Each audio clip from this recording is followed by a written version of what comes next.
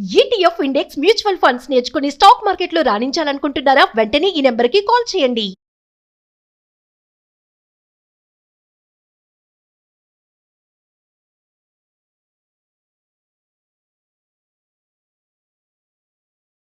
నమస్తే సార్. నమస్తే ma'am. Sir, భారతదేశంలోనే మొట్టమొదటిసారిగా నేషనల్ కమోడిటీ డెరివేటివ్ ఎక్స్చేంజ్ వాళ్ళు వాతావరణ డెరివేటివ్ కాంట్రాక్ట్ని మరి జూన్ 1వ తారీఖున ప్రారంభించనున్నారు. ఒకసారి ఏం దాని గురించి మాట్లాడుకుంటే, అంటే ఇప్పటి వరకు మనం ఒక స్టాక్ ఫీచర్స్ మనం చూసాము, అండ్ మెటల్స్ చూసాము, features gold features, commodity features ఇలాంటివి చూసాము, అండ్ వడ్డీ రేట్లు కూడా ఫీచర్స్ ఉంటాయి, ఇంట్రెస్ట్ రేట్స్ ఫీచర్స్ చూసాము. బట్ వెదర్కి అంటే వాతావరణానికి కూడా ఒక డెరివేటివ్ ప్రొడక్ట్ తీసుకురావడం అనేది ఫస్ట్ ఇన్నోవేషన్ అనమాట ఇండియాలోనే. అండ్ ఇది ఫస్ట్ అని ముంబై రైన్స్ అన్ని రైన్స్ ఇండియా మొత్తం కాదు, ఒక ముంబై రైన్స్ మీదే ఫీచర్ కాంట్రాక్ట్స్ అనమాట. దీనికి వాళ్ళ అఫీషియల్ డేటా ఏంటంటే 30 సంవత్సరాల యావరేజ్ డేటా తీసుకుంటున్నారు. మెటలర్జీ డిపార్ట్మెంట్ ఉంటుంది కదా, వాళ్ళ దగ్గర నుంచి తీసుకొని వాళ్ళ ప్రెడిక్షన్ తగ్గట్టు అనమాట ఇక్కడ. సో మనం వర్షం వచ్చింది లేదా రాదు అని చెప్పేసి మనం చేసుకోవచ్చు. బేసికల్గా ఈ feature contracts and option contracts purpose ఏంటంటే మన ఒరిజినల్ ప్రొడక్ట్ ఏదైనా దాని హెడ్జింగ్ కోసం వాడతాం. ఫర్ ఎగ్జాంపుల్, ఇప్పుడు నాది గోల్డ్ షాప్ అనుకోండి. నేను ఒక గోల్డ్ షాప్ రన్ చేయాలంటే నాకు మంత్లీ ఒక 10 kg గోల్డ్ కావాలి ఆర్నమెంట్స్ డిజైన్ చేయడం కోసం. నేను గోల్డ్ కొన్న తర్వాత రేట్ డ్రాప్ అవుతుంది అనుకోండి, నేను లాస్ అవ్వాలి కదా. బట్ గోల్డ్ ప్రైస్ పెరిగితే నాకు బెనిఫిట్ అవుద్ది, బట్ పడితే నాకు లాసే కదా. నాకు ఈ పట్టం వద్దు పెరగటం వద్దు, నా బిజినెస్ ఏంటి డిజైన్స్గా మార్చి అమ్మటం. అంటే నా మనీ మేకింగ్ వచ్చేది ఓన్లీ డిజైన్స్ ద్వారా మాత్రం వస్తుంది, ఇంకా వేరే రూట్లో నాకు అవసరం లేదు. బట్ ఇలా రేట్ అప్ అండ్ డౌన్ అయితే నేను బిజినెస్ చేయలేను కదా. అందుకు నేను ఏం చేస్తానంటే గోల్డ్ కొనంగానే గోల్డ్ కమోడిటీ బిజినెస్కి వచ్చేసి నేను కమోడిటీ మార్కెట్కి వచ్చేసి గోల్డ్ ఫీచర్ని అమ్మేస్తాను. అంటే ఇక్కడ ఒరిజినల్ గోల్డ్ నేను కొంటున్నాను, ఇంకోసారి ఏమో ఫీచర్స్ని అమ్మేస్తున్నాను. అప్పుడు నెట్ ఇజ్ కూడా జీరో అవుద్ది. అప్పుడు గోల్డ్ ప్రైస్ పెరిగినా నాకు లాభం లేదు, పడ్డా కూడా నాకు లాభం లేదు. దాన్ని మనం హెడ్జింగ్ అంటాం. అంటే మీ దగ్గర ఉన్న ప్రొడక్ట్స్ని ఏదన్నా రేటు డ్రాప్ అయితే ఆ లాస్ తట్టుకోవాలనుకుంటే మనం ఇంకో ప్రొడక్ట్ నమ్మేయటమే, దాన్ని హెడ్జింగ్ అంటాం. అంటే ఒకసారి బై బటన్ ఇంకోసారి సెల్ బటన్ నొక్కేసి దాన్ని బ్యాలెన్స్ చేస్తారనమాట, దాన్ని హెడ్జింగ్ అంటారు. So features and options purpose major hedging కోసం అనమాట. అది కావాలంటే ఎక్స్ట్రా ఇన్కమ్ కోసం కూడా వాడుకోవచ్చు ఆ ప్రొడక్ట్స్ని, అంతే తప్ప స్పెక్యులేషన్ కోసం వాడకూడదు అనమాట. ఇప్పుడు ఏంది వాతావరణం బాగాలేదు అనుకోండి, ఎవరికి నష్టం? ఒకటి వ్యవసాయం చేసుకునే వాళ్ళకి, 2 ట్రాక్టర్లు అమ్మే వాళ్ళకి, ట్రాక్టర్లు సరిగ్గా అమ్మలేరు ఆ టైంలో. అండ్ అలాగే పవర్ యూటిలిటీ వాళ్ళకి, ఎందుకంటే వర్షాలు ఎక్కువ లేవు అనుకోండి, హైడ్రో పవర్ వాళ్ళు తయారు చేయలేరు. కొన్ని వర్షాలు టూ మచ్గా వచ్చింది అనుకోండి, వాటి వల్ల ఈ లాస్ అవుతాయి వరదల వల్ల, ఇటు వల్ల.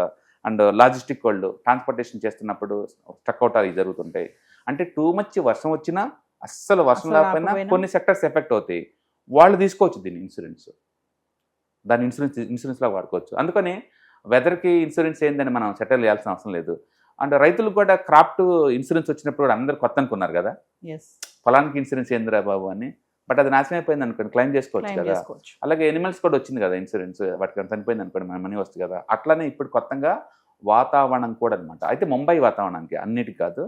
కాబట్టి ముంబైలో ఉన్నోళ్ళు ఏదన్నా వాతావరణం వల్ల నీకు ఎఫెక్ట్ అవుతూ అనుకుంటే కనుక ముందే ఈ ప్రొడక్ట్ని వర్షాలు పడతాయని చెప్పేసి కొనొచ్చు, లేదా హెవీగా అవుతాయంటే మనం అమ్మటం లాంటివి మనం చేయొచ్చు అనమాట.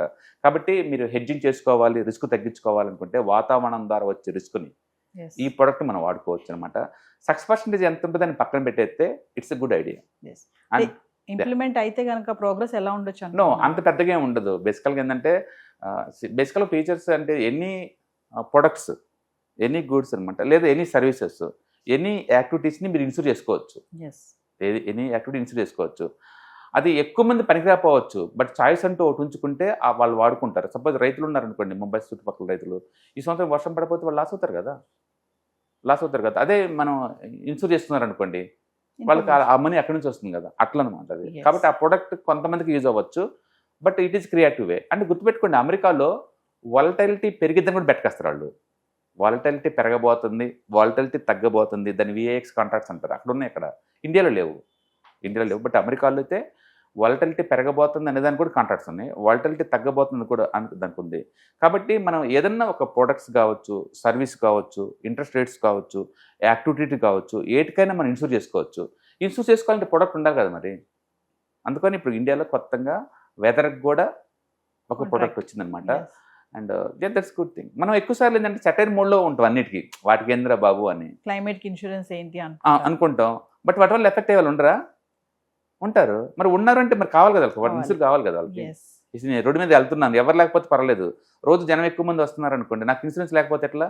మనం ఓన్గా బాగా డ్రైవ్ చేసినా సరే పక్కన డ్రైవ్ చేస్తే నమ్మకం ఏంటి?